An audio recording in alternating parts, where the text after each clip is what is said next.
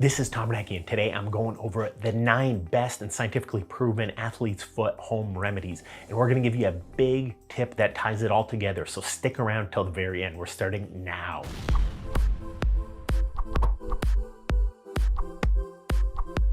So there's a big trick to athlete's foot, and it ties it all together. These home remedies work really well, but if you don't do this one thing that we'll talk about and show studies for at the very end, then you're not going to have a lot of success with these. So athlete's foot can form small blisters, itching, swelling, flaky feet, stinging. This is usually fungus between the toes that cause redness and irritation. And on thick skin, you could see it with a UV light at our office, which is what we sometimes do. Here's kind of the quick disclaimer is make sure you see your doctor because it might not always be athlete's foot. If you're red hot and inflamed and you have an infection, go get that checked out. If you're in Michigan, come see us. If you have health conditions like diabetes, blood flow problems, for sure, get that checked out. But we're starting right now with tip number 1, Epsom salt soaks or sea salt soaks. So basically this is dirt cheap. Like we're talking $1, $2.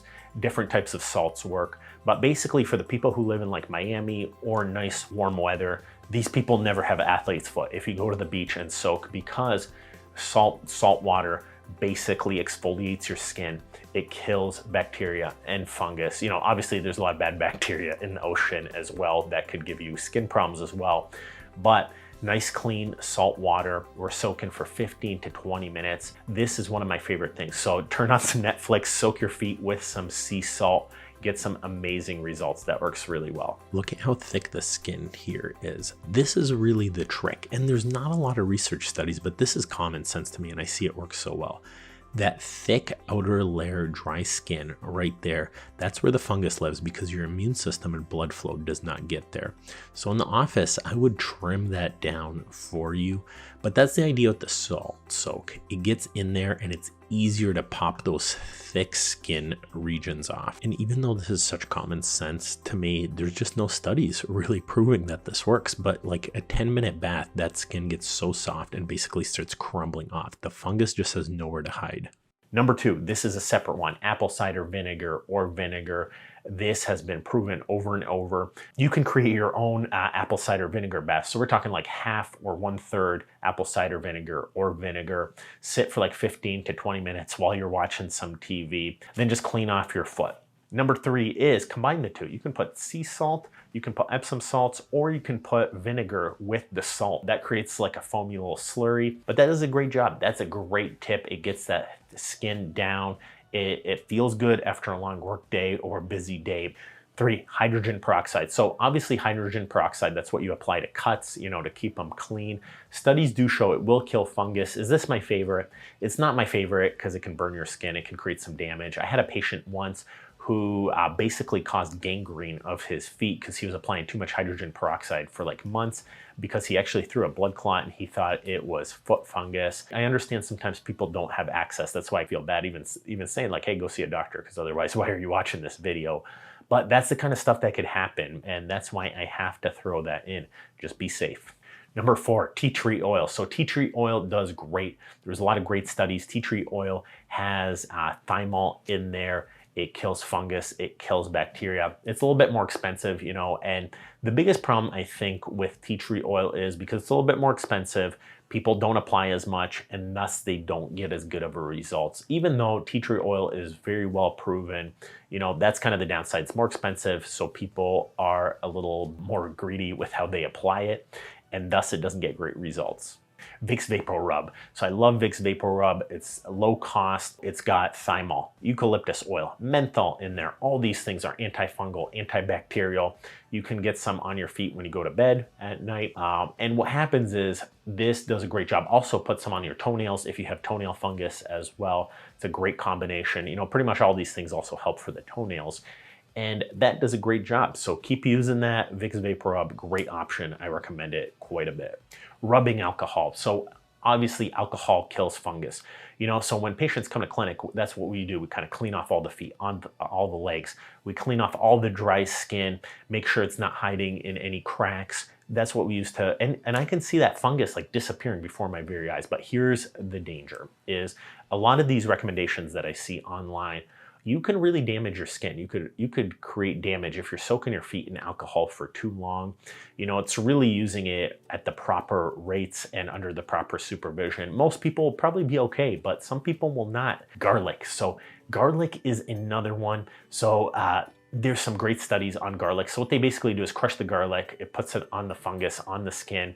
It's a great home remedy. It's all natural, but the problem with this is garlic stinks, you know, because I have daughters with sensitive smell and a wife with sensitive smell. I can't use this, you know, if you live by yourself, maybe you can get away with it. And it seems a little bit expensive. Like peeling those garlic cloves is a lot of work. I don't know about you, but I hate doing that stuff. And number 9, keep the feet dry and clean. So fungus lives in dark places, kind of like a mushroom, that mushroom joke. What do you feed a mushroom? Like you give it crap and leave it alone in the dark and don't tell it what's going on. That's what fungus is. And I make these jokes because I'm also a fungi, so I'm allowed to do this. But the trick is you can't wear the same socks over and over. If you have foot fungus, change your socks every day, even maybe twice per day. Like if you're a factory worker on your feet all day.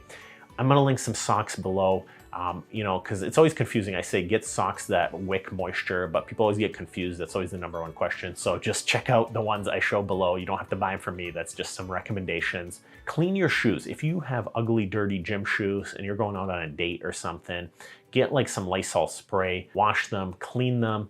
A lot of the things we talk about, clean out your shoes.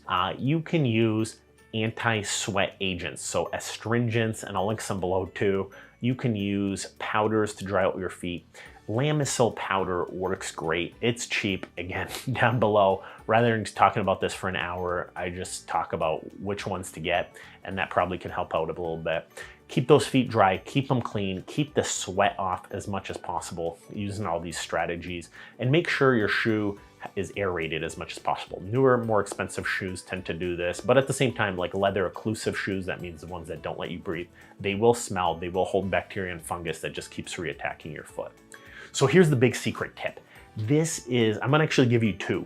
Number 1 is you have to trim your toenails and treat your toenail fungus as well. So if you clean your athlete's foot, but you have long toenails with some crud and some fungus underneath, it's like that fungus is in a bunker, like World War II, you know, where they dropped the bombs and people were hiding underground, they'd come right out and the bombs wouldn't get them. That's what happens with the fungus. You could use all these remedies, but if your toenails are not clipped, if your toenails are not filed down, and again, we have a great guide on how to take care of your toenail fungus, then you're never, as soon as you're cured, it's gonna come out from your toenails and reattack your skin. Same thing with your dirty shoes and dirty socks. If you're not washing them and cleaning them, the fungus comes right back and attacks you. And the big tip, tip number 2, the secret tip is studies show you have to do this stuff for at least 4 weeks. So everything we talked about here, so cleaning your feet, cleaning your shoes, trimming your toenails, if you do it for 2 weeks, the success rate studies have shown is like 50 to 60%. If you do it for 4 weeks or more, like using the different creams, all the topical agents, that's when people have like 90% relief. Why? Because your skin takes at least like 30 days to regenerate. So our skin has stem cells. It takes your skin time to push it out. So you can have that fungus hiding in those deep layers. And if you're not exfoliating, if you're not cleaning, so that's kind of the goal, the sea salt soaks to get down, deep down in there, you're not gonna have great results. So combining the soaks and a lot of these creams does an amazing job. But the big thing is if you have blood flow problems, diabetes, if you have a bad diet, we have some great videos on great diets, sugar-free, carb-free foods, keto diets, intermittent fasting, but come see your podiatrist. Get your diabetes, your blood flow problems, all that kind of stuff taken care of. I care about you guys. You know, I want to see great results. This is a very important topic. So if you can, share this with your friends on Facebook, on YouTube, and keep watching the videos. We'll see you on the next one. We have guides for everything. Keep watching. We appreciate you and good luck.